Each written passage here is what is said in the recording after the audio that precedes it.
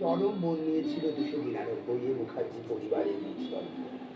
বংশের ছোট ছেলে রনকের মৃত্যু রূপকে করে চলেছিল কঠিন বাস্তবের সামনে। মায়ের দায়িত্ব, রাঙাপাম্মার সাহচর্যে রনকের ব্যবসায় কাণ্ডারি হয়ে উঠলেন রূপ। জীবনের জোয়ারে গা ভাসিয়ে ভাঙা তরণী ছেঁড়া পালে ভেসে যেতে শুরু করে এই সংসার জাটাকর। ক্যাটারিং আউটলেট রুটি শুরু করে সে। ৩ মাসের মধ্যেই তার ধরা ব্যবসা রং আনতে শুরু করেছিল। শ্রীকৃষ্ণ কৃপায় জীবনের মুহূর্তগুলো কাটতে শুরু করে বাণী। ভাবি বৌমা আসে যায় নৃত্যদিনে কলরবের সাথী হয়ে। শাহরুখের এক বোনের ছোট মেয়ে রনক রেখেছিল, ঈশানী। দুর্গার নাম নিয়ে এই পরিবারে ছিল সে। তরঙ্গের স্রোতে সে এসে পড়ে রূপের কাছে।